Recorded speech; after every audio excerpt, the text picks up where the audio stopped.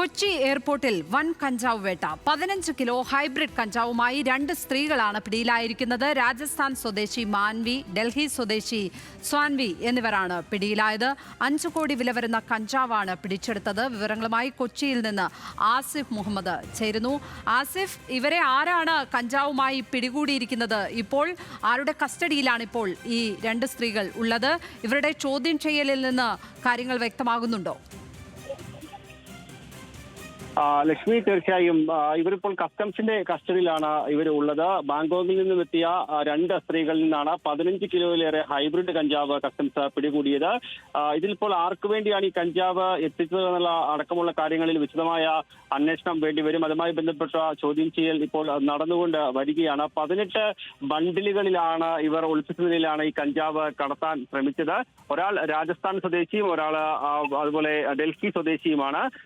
ഈ ഡൽഹി സ്വദേശിയായ ആൾ makeup artist ആണ് എന്നുള്ള കാര്യം ഇപ്പോൾ പോലീസ് കസ്റ്റംസ് പറയുന്നുണ്ട്. മേക്കപ്പ് സ്ഥാപനങ്ങൾ എന്ന രീതിയിൽ തെറ്റിദ്ധരിപ്പിച്ചാണ് ഇവർ ഈ ഒരു കഞ്ചാവ് കടത്താനുള്ള ശ്രമം നടത്തുകയും ചെയ്തത്. ഇപ്പോൾ വിപണിയിൽ ഏകദേശം 5 കോടിയിലേറെ രൂപ വില വരുന്ന കഞ്ചാവാണ് ഇവരിൽ നിന്ന് പിടികൂടിയിട്ടുള്ളത്. ഈ ഇന്ത്യക്ക് പുറത്തു നിന്ന് വലിയ തോതിൽ ഹൈബ്രിഡ് കഞ്ചാവ് കേരളത്തിലേക്കും ഇന്ത്യയുടെ വിവിധ ഭാഗങ്ങളിലേക്കും എത്തുന്നത് നിത്യസംഭവമായി മാറിയ ഒരു സാഹചര്യങ്ങൾ കൂടിയുണ്ട്.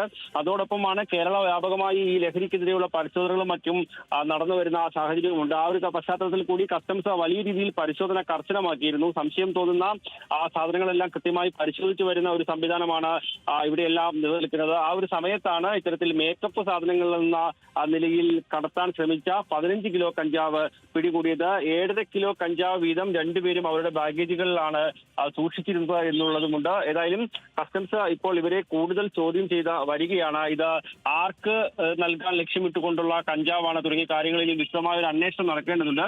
കാരണം രാജ്യാന്തര മയക്കുമരുന്ന് സംഘം വലിയ രീതിയിൽ ഇന്ത്യയിലേക്ക് ലഹരി ഒഴുക്കുന്ന സാഹചര്യം അത് ഉണ്ട്. നേരത്തെ എയർപോർട്ടിൽ ഇതുമായി ബന്ധപ്പെട്ട് ഹൈബ്രിഡ് കഞ്ചാവ് അടക്കം പിടികൂടുന്നതിലേക്ക് അന്നും ഏകദേശം ഒരു 5 കോടി രൂപയിലധികം വരുന്ന കഞ്ചാവ് ഹൈബ്രിഡ് കഞ്ചാവ് പിടികൂടുന്നതിലേക്ക് കാര്യങ്ങൾ എത്തിയിരുന്നു.